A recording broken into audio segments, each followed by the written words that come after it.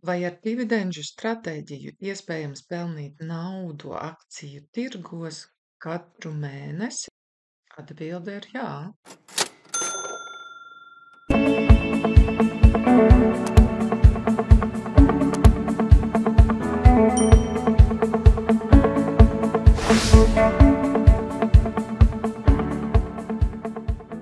Kāpēc uzņēmumi vispār izmaksā dividendes un kas vispār ir dividendes?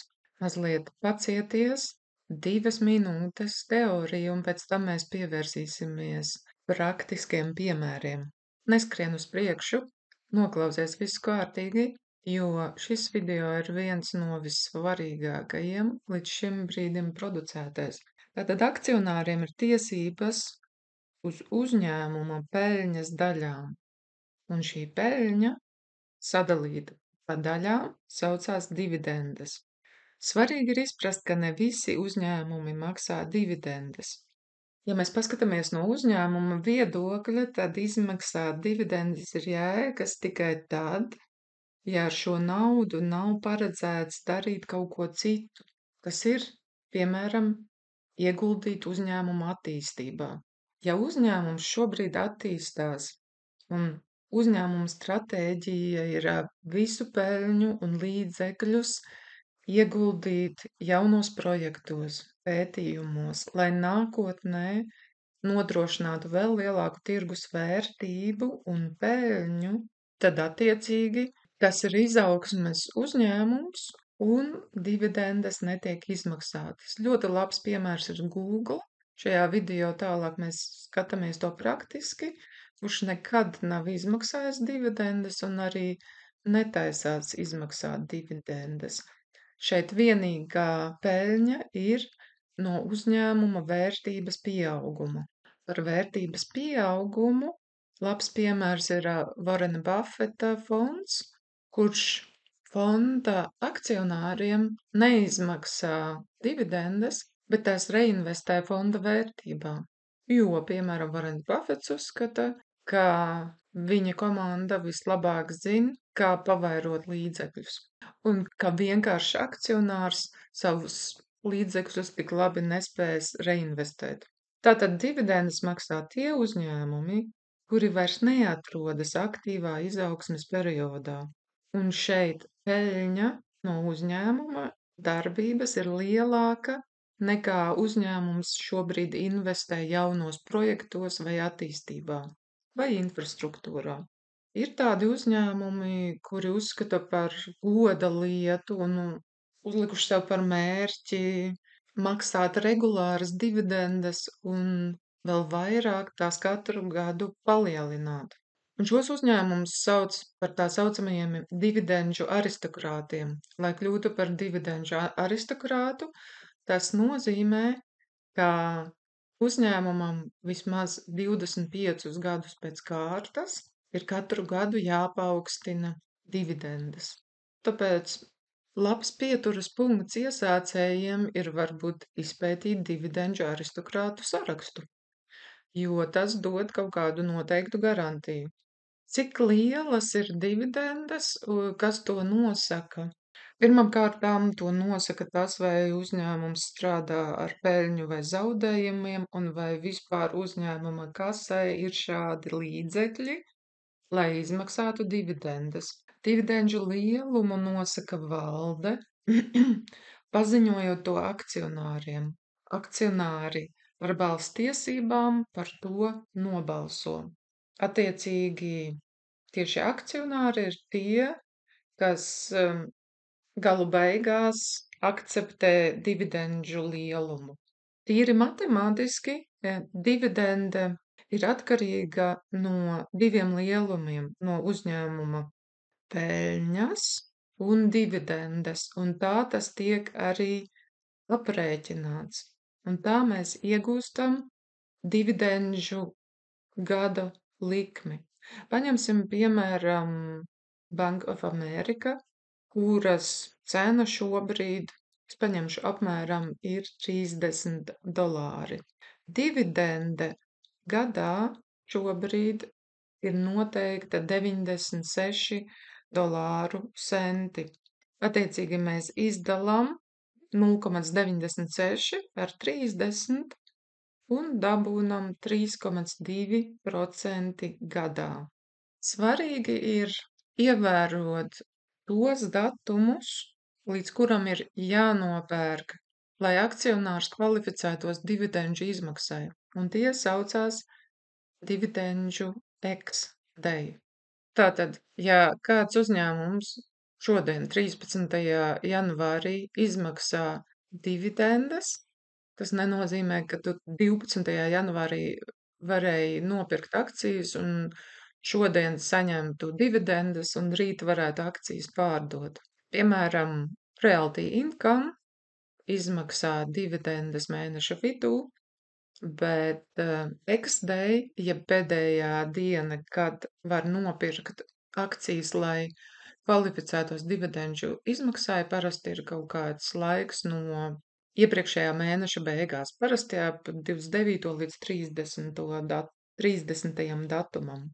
Vēl ir vērojama tāda parādība, ka uzreiz pēc dividendžu izmaksām kurs krīt par to vērtību, cik liela ir bijusi dividendžu vērtības izmaksas. Un tas tiek darīts tāpēc, lai uzņēmums sevi pasargātu no tā, ka kāds iepērk akcijas īsi pirms dividendžu izmaksām un nākamajā dienā uzreiz pārdod. Lai īstenotu dividendžu stratēģiju savā portfolio, ir nepieciešamas zināšanas, plānošana, rīcība un pacietība vērot, kā vairojās portfolio vērtība un reinvestē iegūtās dividendes nākamajos finansu instrumentos. Atgādinu, ka šī nav finanšu konsultācija vai investīciju ieteikums, jo pat tie paši finanšu instrumenti investēti citā laikā, citā biržā, dos pavisam citus rezultātus. Šeit piemērs labi pazīstamam uzņēmumam Google, kurš neizmaksā dividendes un iegulda tikai attīstībā. Starts akciju tirgos ir redzams 2004. gadā, un kopējā kursa attīstība ir redzama, virs 5000%. Vai tas ir daudz? Jā, bet vai šāda izaugsme ir iespējama arī nākotnē? Varbūt jā, varbūt nē. Parasti veiksmīgi startupi savu lielāko izrāvienu, kas ir pakāpenisks, veids, pirmajā periodā, un pēc izteiktu augstāku punktu sasniegšanas, ko mēs redzam šeit, kursi mēdz kādu brīdi palikt tā saucamajā cenu diapazona tunelī. Un šobrīd mēs redzam, ka kurs atrodas 22. gadā sasniedzis savu visaugstāko punktu attiecībā uz cenu $150, un pēc tam nokrities pa 45%, un šobrīd atgriezies gandrīz visu laiku augstākajā punktā. Un uzņēmums nemaksā dividendes. Akcija ir dārga priekš iesācējiem, nemaksā dividendes, un vienīgais potenciāls, kas šeit ir, cenas attīstība ilgākā laika posmā. Tā kā es neesmu sākusi investēt akciju tirgos 20 gados, man nav laika gaidīt, tāpēc es Google akciju lieku mierā un koncentrējos uz tiem uzņēmumiem, kuri maksā dividendes un pavairo mana portfolio vērtību katru mēnesi. Šeit mēs redzam piemēru uzņēmumam, kurš maksā priekš investoriem nemotivējošas dividendes. Paskatāmies mazliet attīstību. Šeit mēs redzam ļoti ilgu izraušanās posmu.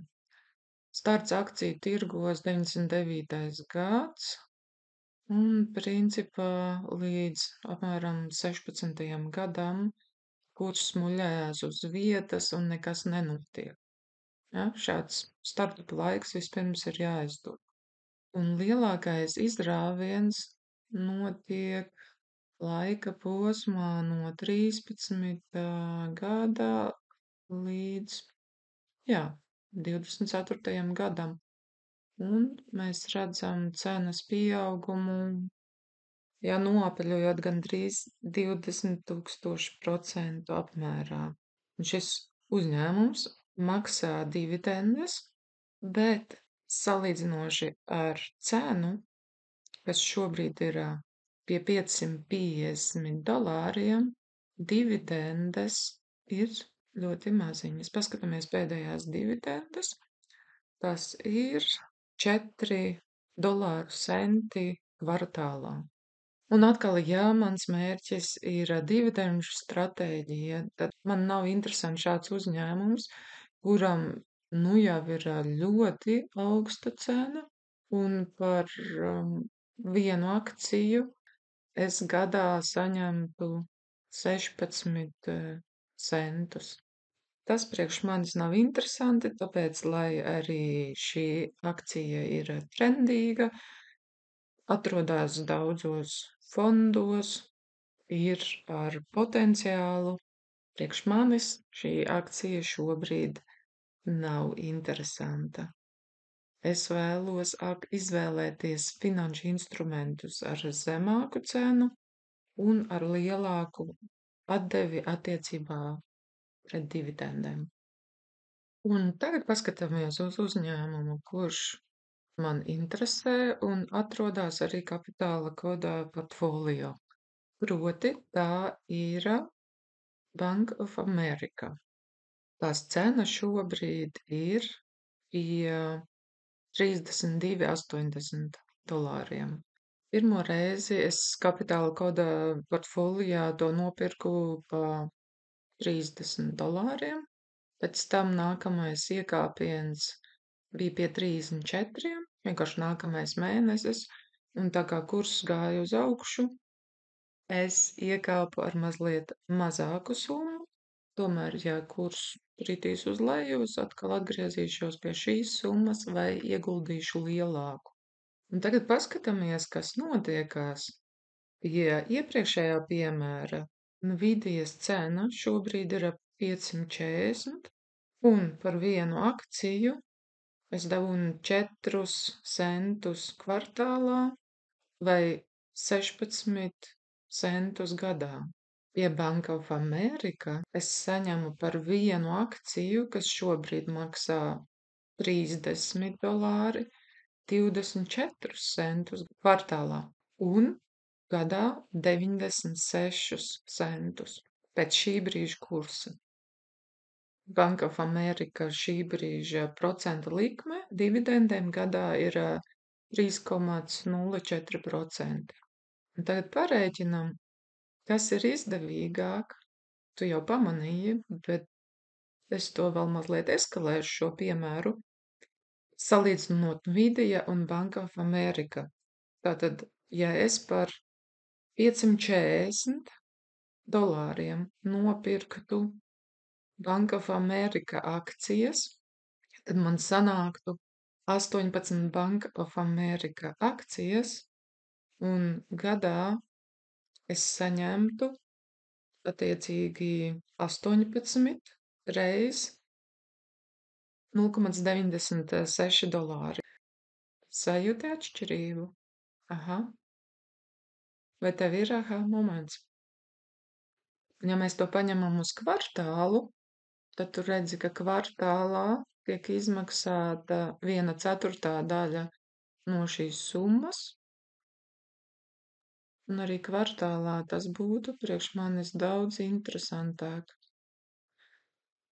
Proti 18 reiz 0,24 ir $4,32 kvartālā, kurus es momentā arī reinvestēju.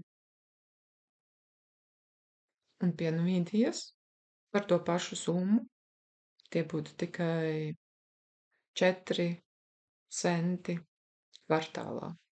Tā strādā dividendžu stratēģija, kā mēs cenšamies maksimāli ātri palielināt savu portfolio vērtību un maksimāli reinvestēt iegūtos līdzekļus. Un tagad es tev parādīšu, kā es plānoju savus ieguldījumus ar skatu uz to, lai dividendžu izmaksas būtu katru mēnesi. Šeit tu redzi visus kapitāla koda finanšu instrumentus, 2 fondi, All World, Emerging Markets, tad viens raids, Realty, nekustamie īpašumi, tad Bank of America, tad Evergy. Pagājušajā mēnesī pievienoju PAS, un es sekoju līdzi, kad attiecīgie fondi vai uzņēmumi maksā dividendes. Tas, lai kvalificētos dividendžu izmaksām, mums līdz noteiktam datumam ir jāiegādājās dividendes, un tās saucās ex-day. Šeit ar sarkano, piemēram, pie All World fonda, tu redzi, ka, lai saņemtu martā dividendes, man akcijām manā depo jau bija jābūt līdz 16. martam. Un tad 29. es varu saņemt izmaksas. Un tas, ko tu redzi manā izveidotajā pārskatā, ir tātad mēnešus, kad tiek izmaksātas dividendes attiecīgajam finanšu instrumentam. Un tas, kas ir uzkrītoši, ka lielākā daļa šobrīd sanāk, ka ir martā, jūnijā, septembrī un decembrī, izņemot Realty, kurš maksā dividendes katru mēnesi. Attiecīgi dividendes no šiem mēnešiem es momentā reinvestēju un palielinās mani ikmēneša ienākumi. Tas, ko es tagad gribu panākt, ir, ka es skatos, kuri uzņēmumi atbilst maniem izvirzītajiem kritērijiem attiecībā pret dividendēm un fundamentālajiem datiem, un es tos uzņemu savā portfolio, lai man šie lielie uzrāvieni nebūtu tikai martā, jūnijā, septembrī, decembrī, bet dividendes palielinātos arī katru mēnesi. Šī iemesla dēļ es esmu izvēlējusies jaunu uzņēmumu, kurš darbojās veselības aprūpē, izmaksā dividendes vienreiz kvartālā, bet šīs izmaksas ir februāris, maijs, augusts un novembris. Attiecīgi es redzu arī nepieciešamību palielināt Realty akciju skaitu, jo to es iegādājos atverot šo kapitālā koda kontu, lai parādītu, kā iegādāties akcijas nekavējoties, bet šis pārskats man mudina uz pārdomām, ka arī Realty man ir jāuztaisa krājplāns. Un to es arī izdarīšu, lai katru mēnesi dividendes no Realty būtu kaut vai par pāris centiem lielākas. Atgādinu, ka mana stratēģija ir tāda, ka 50% no sava portfolio no ikmēneša investīcijām es lieku fondos un 50% atsevišķās akcijās. Ar skatu, ka tās ir stabilas akcijas ar labām dividendēm. Un kā tu redzi, ka ja es paņemu vairāk akcijas savā depo, tad summa, kuru es varu investēt mēnesī, jeb atļauties mēnesī samazinās. Bet tā ir krājplānu priekšrocība, ka minimālā summa, kur es varu ieguldīt mēnesī, ir 1 eiro. Un to es tev parādīšu attiecīgi februāra investīciju plānā. Viena svarīga lieta ir tā, ka, lai es dabūtu OHI izmaksas februārī, viņam eksistēja, bija janvāra beigas. Tas nozīmē, ka es iztaisīšu izņēmumu šobrīd un krājplānu OHI uztaisīšu tā, lai es šo akciju caur krājplānu iegādātos jau janvāra beigās. Un tagad sekos šīs dienas lekcijas kulminācija, un proti mana dividendžu stratēģija ir ne tikai ienākumi no dividendēm, bet arī no kāpjošu kursu peļņas realizācijas. Un šis tiešām ir ļoti ilustratīvs piemērs ar Nvidia attiecībā par kursa kāpumu un dividendēm. Un kāpēc ir labi sēdēt ne tikai uz dividendēm, bet arī sekot tam, ko dara kurs. Šeit kā dinozauriņš pie TradingView vienmēr ir atzīmēts tas brīdis, kad attiecīgais uzņēmums startē akciju tirgos. Mēs jau izrunājām to, ka Nvidias attīstības posms bija ļoti garš, bet Nvidia, sākot no 2013. gada, sāka izmaksāt dividendes. Un proti sākums bija ar 8 dolāru centi gadā. Un tagad ir pagājuši 10 gadi, un parēķinam kopā, cik tas būtu, ja es, piemēram, būtu ieguldījusi 100 dolārus pašā sākumā un vienkārši gaidītu dividendžu izmaksas. Pieņemsim, ka es būtu ieguldījusi 100 dolārus tajā brīdī, kad akcija šeit pašā sākumā maksāja 1 dolārs. Vienkāršības pēc, un tā cena diezgan ilgi tāda arī turējās.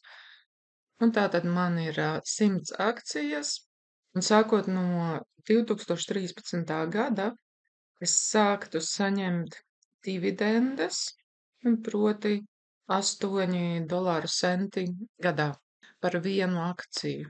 Tas nozīmē, ka man vienkārši 100 jāpareizina ar šiem 8 centiem, un es iegūstu 8 dolārus gadā.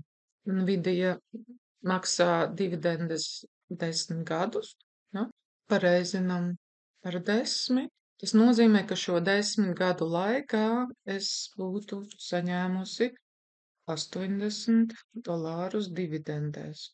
Bet paskatāmies, kas būtu noticis, ja es paņemtu līdzi arī kursa peļņu. Pašā sākumā man bija viena akcija pa 1 dolāru, tātad es nopirku 100 akcijas pa 1 dolāru, kur katra akcija šobrīd maksā 547. Pareizi?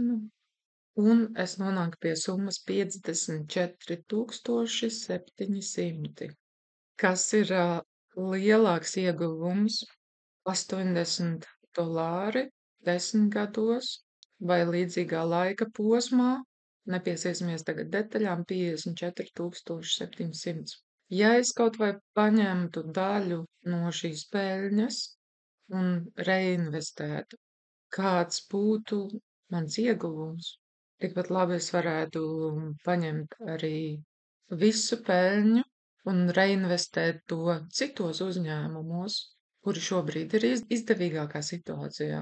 Tātad 80 dolāri vai 54,700 ir diezgan pamatīga atšķirība.